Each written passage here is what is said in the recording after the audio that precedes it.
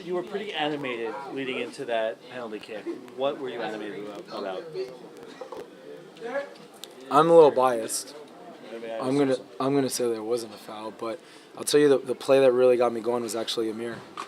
When Amir made that tackle on Raheem, it was this sort of tackle that sort of ignites a fire throughout the team.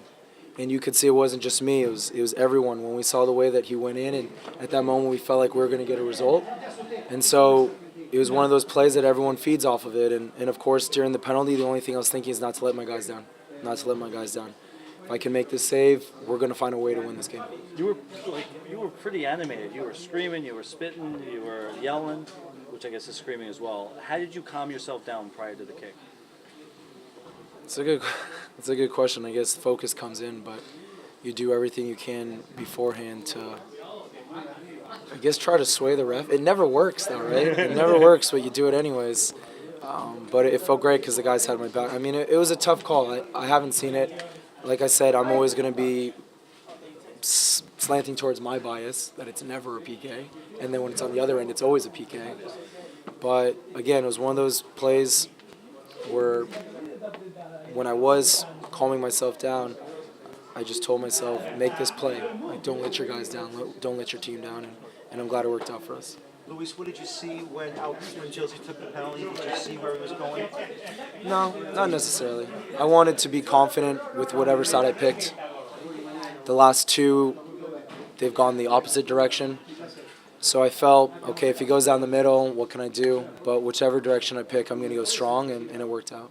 Did you feel after you made the penalty save, all of a sudden this big rush of chances going back and forth, like within the last 10 minutes, sparked that at the end of the match? I knew after the PK save that this wasn't the last big opportunity because of the way the adrenaline had fired us up on both ends. I mean, you could see Michael Bradley getting his guys going, and both teams really wanted 3 points in this game. So in a way, it's a fair result. I'll tell you what, though, Toronto's a really good team, and the way that they've played, the way they've showed their quality, it has everyone else in the East trying to catch up. What was your explanation, or what was the explanation given to you about the disallowed goal? I don't know, actually. I don't know. I was just fired up because Vasquez was taunting me. When the ball went in, he was just laughing in my face, so that fired me up. I figured it had to be offsides. I mean, there were a lot of red jerseys in front of me, and I think it was the initial shot. I don't know if the rebound was offsides. The explanation given was that his teammate, I don't know who was, I guess maybe it was Edwards, actually impeded your field of view, and he was offside, not the goal scorer. Yeah, so I don't think the actual infraction occurred on the rebound. It had to have happened before. There were a lot of red. In my mind, there was a lot of red. Maybe it was shorts, maybe it was jersey. But I was just trying to find the ball. I felt like Josie did a great job of corralling it and getting a good shot off. And it was Josie, right? I think it was Ricketts that scored. No, they took a initial shot. shot. The initial shot was Josie, right? So I just, even with all the chaos going in front of me, I wanted to keep a clear line of sight. And I felt like I had a decent line, but there was definitely a lot of action going on in front of me. So I'd have to see the replay. Regardless of the result, do you feel like the team is back to where they should be? Maybe we're not all the way there. But when you look at the way that we played that second half, there was a deep conviction within us that we were going to get a result. There was a belief among the group that we were going to finish this game off.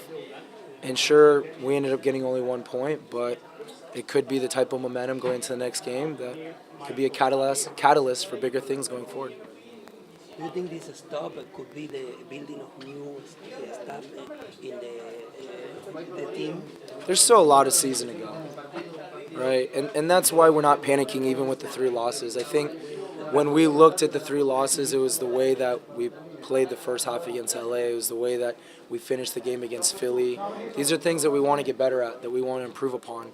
So, yeah, does it suck to lose 3 in a row? Yes, but I'm glad that's happening at the beginning of the season because we've also seen the other side of the coin where you're just dominant and the whole season you end up winning the conference and then it just doesn't really work out in the playoffs. I don't have all the answers. I don't know what the magic formula is. But you've seen the last 2 champions, how they've really put together at the end of the season, and I think it's because they learned from their mistakes in the beginning of the season. I'm hoping we can replicate that. In a situation like this, not winning the last 3 games coming into tonight, is there any extra pressure on you, especially in a game like this where it's such a dogfight? I think the pressure is internal. because we have such high expectations within this group of what we can accomplish. So yeah, we lost 3 games. The last game wasn't our finest, but it's the beginning of the season. We know that if we can continue to learn lessons from each and every performance, it'll put us in a better position at the end of the season going into the playoffs.